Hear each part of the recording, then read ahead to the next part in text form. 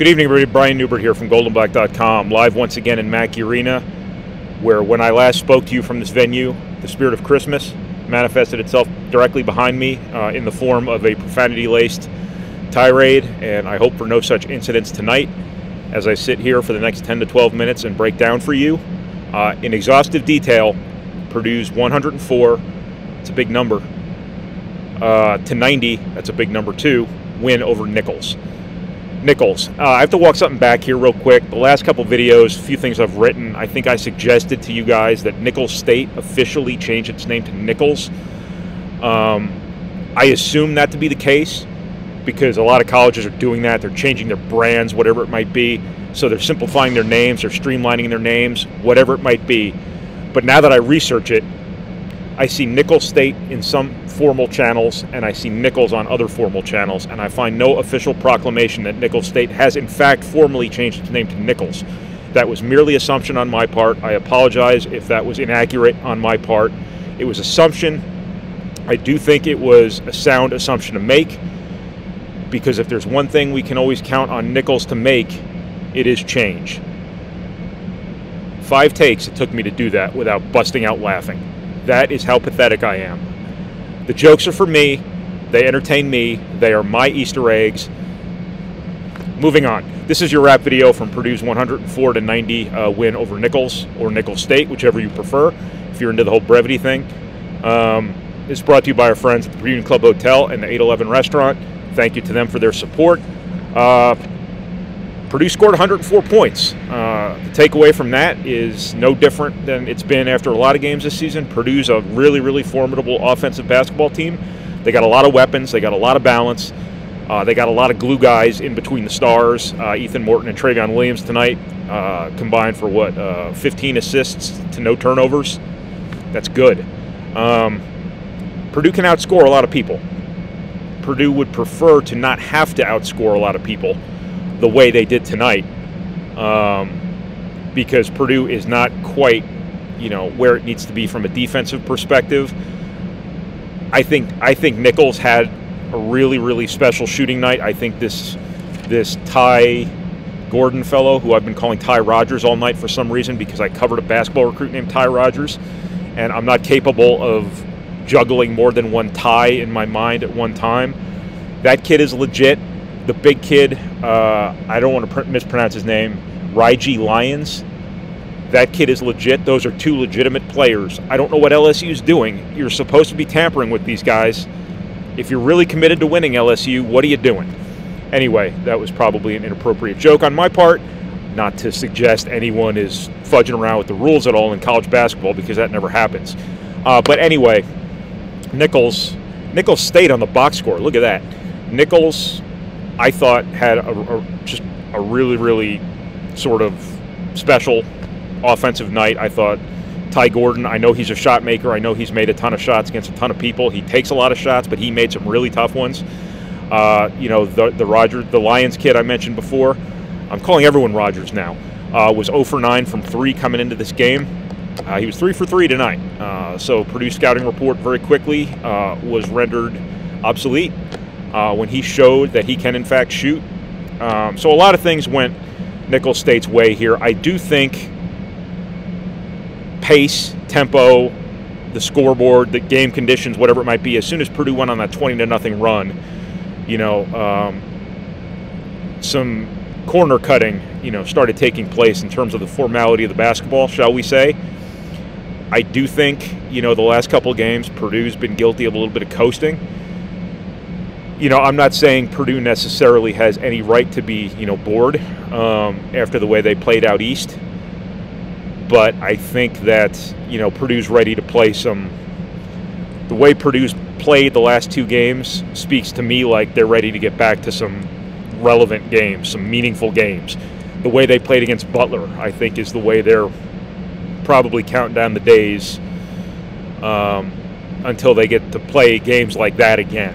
And obviously those days are coming here with Big Ten play resuming now. I think the last 2 games were kind of, those last 2 bye games of the year are always, hey, let's just kind of get through it. And, if you're good enough to not be threatened in those games, which Purdue is this year, it's human nature to kind of set the cruise control a little bit here and there. That said, I thought Nichols was impressive. I wouldn't want to run into them in the Southland Conference, because they've got some guys, man, and they're tested. They've played good teams at their places. This is a tough team, and on paper this was a bye game. In practice, this was, or for all intents and purposes, for practical purposes. What the hell am I trying to say here? This was a good sort of low to mid-major opponent, not one of your 300-plus RPI net ranking sorts of teams. I thought this was a good test for Purdue. I thought their defense left much to be desired. I think Nichols had a lot to do with that. I think you'll see a different Purdue team defensively kind of moving forward. I think the more Big Ten style the basketball is, I think the better off they are from a defensive perspective, because I think while Purdue has shown they can win high-scoring games, I think they're probably better off defensively playing the game in the half court, playing low turnover games, playing games where, things aren't quite as breakneck pace, not quite as spread out, not quite as small, especially. The thing about non-conference basketball is they're always small, almost always smaller than Purdue. Hell, everyone's smaller than Purdue. There's NBA teams that are smaller than Purdue. But I think that once the game gets centralized a little bit in Big Ten tempo, Big Ten sort of style, I think Purdue, its matchup disadvantages become less apparent, because the other team's center isn't 6'7" and a three-point shooter as often as it is in non-conference basketball. Teams aren't just shooting a ton of threes just because they can't get to the basket or whatever it might be. Teams aren't just trying to run just to beat Purdue's bigs down the floor. I think Big Ten basketball will change things a little bit for Purdue. It'll go both ways, though. Purdue cannot sit here and be like, we're going to score 90 to 104 points every game and beat Big Ten people. You could take this score tonight, 104 to 90, and you could cut that in half. And I did that before the video on my calculator, because I didn't want to do live math and embarrass myself. Half of tonight's score would be 54 to 49, and that is a perfectly reasonable Big Ten score. Lower possession games, as long as Purdue's taking care of the basketball and Purdue's rebounding better than it did tonight, lower possession games, I think, are going to help Purdue defensively, but they're going to create even less margin for error for Purdue offensively to take the right shots, take care of the basketball, things like that. But I think one of the takeaways from tonight here is that Purdue has got to stay on top of the things that they're really good at. I think getting the ball inside to Travion Williams and Ross-Ade, I think, you aren't always going to make 15 threes in Big Ten games, especially at other people's places. You've got to be able to fall back consistently on the things that set you apart in the Big Ten. A big part of that is Ross-Ade and Travion Williams. You saw Purdue go inside in this game in the second half after making 11 threes in the first half, and they kind of flexed their muscles there. And I think, that's something Purdue needs to be its identity in the Big Ten here, starting against Wisconsin. Not to say it wasn't tonight. Purdue obviously went inside first and foremost against Nichols, played inside out, got the threes it got because it went inside. But I'm just saying that that's the part of Purdue's game here that has to be really good, whereas the three-point shooting is a nice complementary piece, but when you look at the 14 of 29 for the night, you need to know the story behind that and why that happened tonight. And that's because Nichols obviously put so much emphasis into keeping the ball away from Travion Williams and Ross-Ade. If Big Ten people do that, great.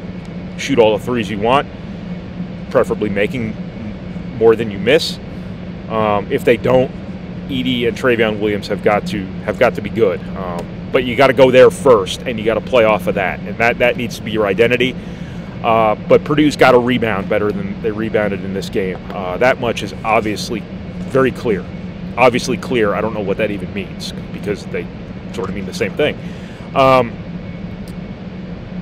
Rebounding margin doesn't make a lot of difference to me here, but they only out-rebound them by 4 rebounds. But the bigger deal here is Nichols gets 14 offensive rebounds and turns that into 24 second chance points.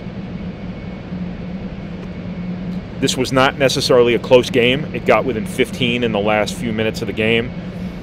Nichols was probably one more three-pointer away from making the crowd here in the arena squirm a little bit. It never happened because Isaiah Thompson made some big shots. Mason Gillis made a big shot. Kind of staved off that late game anxiety some people might have felt that would have put all the pressure on Purdue.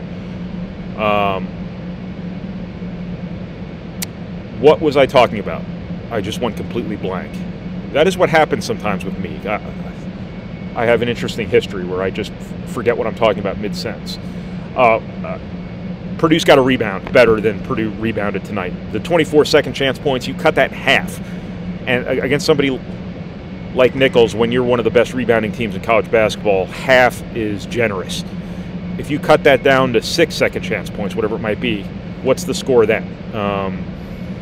Purdue allowed some things here in its casualness, blocking out. I've never really thought Purdue's the greatest blockout team in college basketball anyway. I think, that's something Travion Williams oftentimes has the unique ability to just go get the ball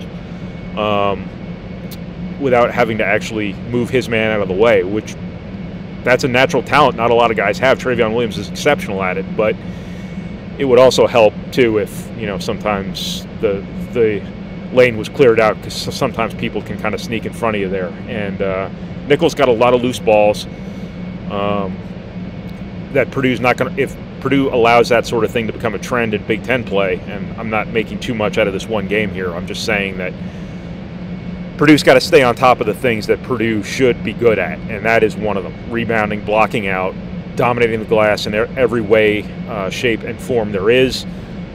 Taking care of the basketball has to absolutely positively be something Purdue is hypersensitive to 24/7 around the clock, which means the same thing. But this team's really good. Purdue's really good. Obviously they haven't, if you're into the whole 30, 40-point win thing, you're probably a little bit let down by the last two results. Doesn't matter one bit. Purdue controlled the Incarnate Word game, kind of managed the scoreboard on that one. I think today, you give up 90 points, very easily could have been 70 points. The informality of the second half, I think mattered. A red-hot shooting night from some of these guys mattered a lot. The last 2 minutes of the game with the walk-ons on the floor, I think brought this down to the 14-point range when it was probably more closer to the 20-point range before that. Stuff like that. Does Purdue have to get better defensively? Hell yes, they do. Are the offenses going to be much different in Big Ten play than they have been in these low major games? Yes, very much so. The last two games were not relevant context whatsoever for Purdue. So nitpicking any little thing in this game or the Incarnate Word game that didn't happen to one's liking, probably is an exercise in futility. I would judge Purdue going into Big Ten play on what you saw against Butler more than I would these last two games. I'm not saying they're going to roll over people the way they rolled over Butler. That was a unique day. Purdue was pissed off, I think, after coming back from Rutgers and NC State. I think Butler was shorthanded. I think Purdue learned some hard lessons about what they have to do defensively out east and took it out on Butler. So I'm not sitting here saying they're going to crush everybody in the Big Ten the way they crushed Butler. What I'm saying is I think that's closer to Purdue's reality moving into Big Ten play than some of the casualness of the Incarnate Word and Nichols games. So Purdue's got a lot going for it. Purdue's should compete for a Big Ten title. Purdue should compete for a #1 seed. They just got to stay committed to what they're really good at. They got to get better in half-court defense. They've got to keep people out of transition. They got to take care of the basketball. They got to be really good inside. They got to rebound, all of that stuff. They got to communicate. They got to play together defensively. That's a lot of stuff I just listed, but all of it's relevant. They just have to be as good as they can be. I know that's a really trite comment, but when you are this good, you are competing with the rest of your conference. You are competing with all of your opponents, certainly, absolutely. But on a certain level, too, you're also competing with yourself because the standard you have set to this point is really high, and that ought to be the standard Purdue holds itself to every single game. The Villanova game, the North Carolina game, the Butler game, the Florida State game, those should be Purdue standards. Had those been Purdue standards, going into the Rutgers game, Purdue wins that game. I know stuff happens. I know college basketball is a funny game, but Purdue wasn't right that game, clearly. Purdue just has to hold itself up like they are the number 3 team in the country, better yet the number 1 team in the country, which they were for a week. If Purdue's able to hold itself to that standard, everything's on the table here the rest of the season. But there's a lot of improvement left to be made here. Matt Painter's team, traditionally this time of year, when you've gotten to practice a lot and you've had some of your less labor-intensive scouting reports to deal with, if you know what I mean, I think that this is typically the time of year Matt Painter's teams tend to turn a corner. I thought you saw that going to the Butler game. I thought there was some corners cut the last 2 games. Now it's go time. So we will see what happens when Wisconsin comes to Mackey Arena, provided Wisconsin comes to Mackey Arena. We have to do this now with every game in college basketball again because of the bug. It's back, and it's canceling stuff left and right. And anyway, that's what I got from Purdue's 104-90 win over Nichols or Nicholls State, depending on how many syllables you want to involve here. Thank you to our friends at the Purdue Club Hotel and the 811 Restaurant. We appreciate your support. Thank you for watching. Thank you for reading. Thank you for listening. And thank you for processing our materials, however it is you process our materials. And I will talk to you again after that Wisconsin game. I will be in Newcastle tomorrow. Also, tomorrow being Thursday, for the Hall of Fame Classic at Newcastle High School. Fletcher Lawyer, Braden Smith, Xavier Booker are all playing down there, so stay tuned to goldenblack.com tomorrow, not only for bowl game coverage, which is something unto itself, obviously, but also some recruiting intel that no one will read because everybody's fixated on the football game. Yet here I am going to Newcastle anyway. It's a sickness. Thanks, everybody.